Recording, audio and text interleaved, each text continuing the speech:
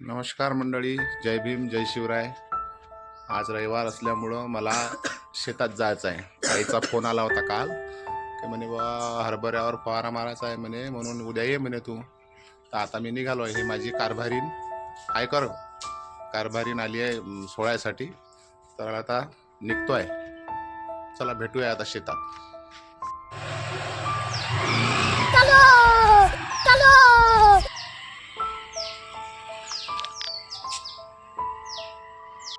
आता पोहोचलोय आपण शिराळा गावात.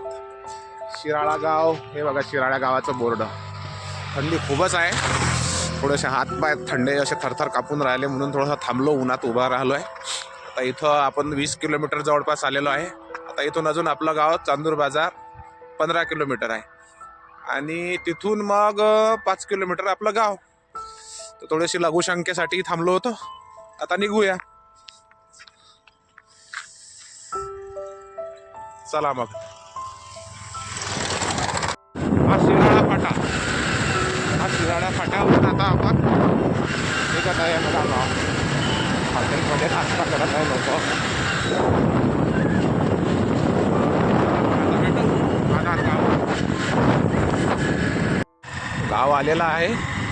माधान गावात आता आपण जात आहे. हे गाव आहे, ह्या गावाचा रस्ता आहे. हे सर्वोदय मंडळ आमची शाळा. हे आमची शाळा.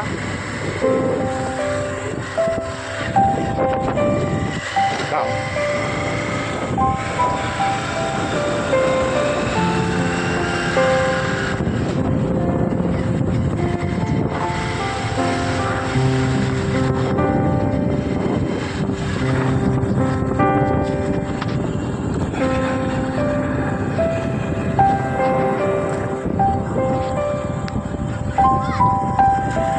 गुलाबराव महाराजचं देवस्थान आमच्या गावामध्ये.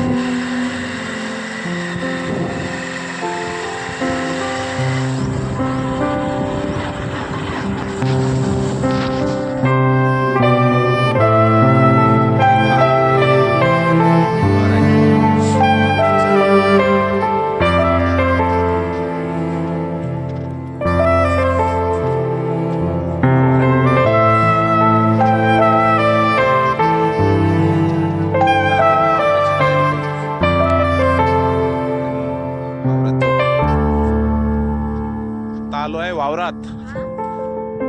हे आमच्या गावात जो गावाच्या समोर 5-6 किलोमीटर दूर एक पूर्णा प्रकल्प आहे, त्याचा हा कॅनल आहे. त्याच्यामधून आम्हाला फवाऱ्यासाठी पाणी न्यावं लागते. कष्ट करावं लागते.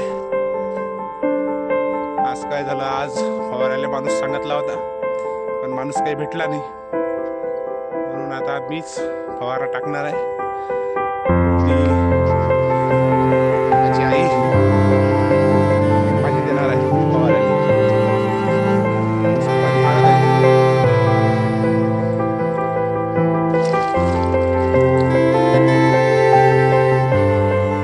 पाय पसरला.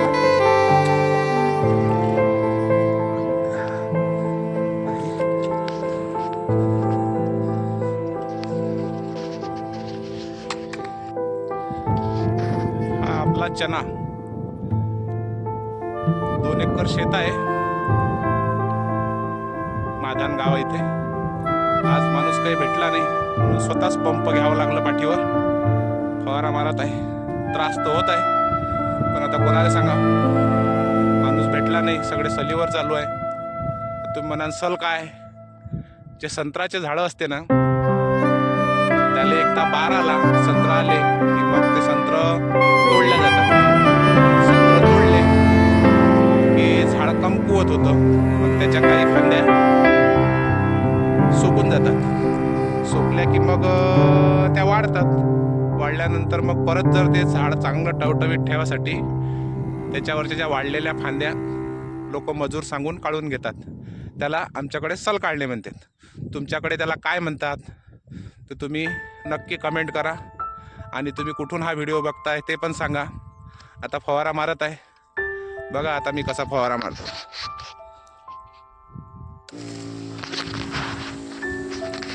हे बघा,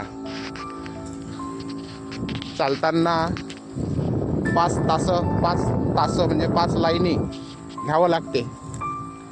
तुम्ही कशी किती घेऊ शकता, 4 घेऊ शकता, 5 घेऊ शकता, पण मी आता घरचा माणूस असल्यामुळं मी थोडासा काळजीपूर्वक मारत आहे की बा परत अजून सुटसाट झालं नाही पाहिजे. काही त्रास तर होत आहे, पण कोणाला सांगा आता. माझी आईची मला जास्त काळजी वाटत आहे, कारण ती माणूस नसल्यामुळं ती त्या कॅनलमधून मला गुण भरण्यानं पाणी आणून देत आहे.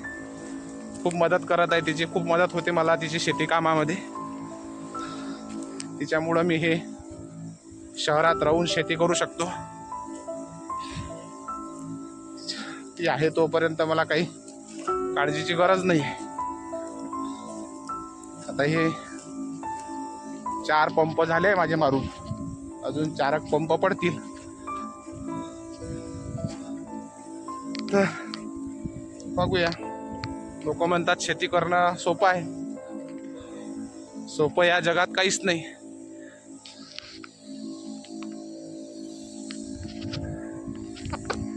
त्या पावसाळ्यात सोयाबीन पेरलं होतं.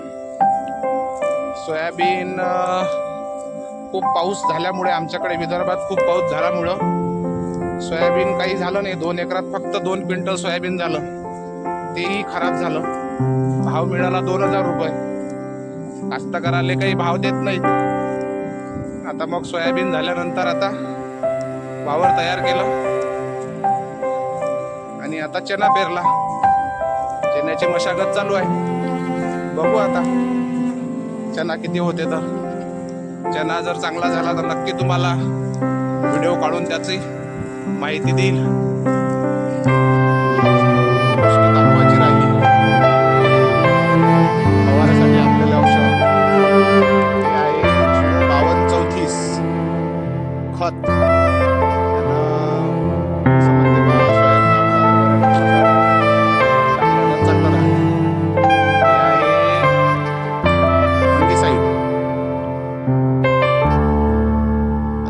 तुम्हाला उलट दिसत असेल याच्यात, हे फंगिसाइड आहे. त्यानंतर हे टॉनिक आहे ॲस्पाचं, ॲम्वे कंपनीचं. त्यानंतर हे आहे इन्सेक्टिसाइड, गॅस पॉयझन. हे अळी मारण्यासाठी कामात येते. आता आम्ही जरा थकलो, 5 टाक्या मारून झाल्या. आई थकली पाणी आणू चपलेल्या तिच्या माती चिटकली आहे म्हणून ते माती काढून राहिली. आता असं आहे कास्तकाराचं जीवन. तुम्ही सांगा, तुम्ही का कास्तकारी करता का? नमस्कार मंडळी. आता पोहोचलो. सकाळी जे आपला प्रवास झाला होता तो आता संपलेला आहे. मी आता घरी आलेलो आहे. माझ्या अमरावतीला वस्ती भाड्यानं मी राहतो. आणि तुम्हाला हीच नम्र विनंती आहे की आजचा मी जो व्हिडिओ बनवलेला आहे आणि तुम्हाला कसा वाटला नक्की शेअर करा, कमेंट करा, सबस्क्राईब करा. धन्यवाद. जय भीम, जय मुक्ताई.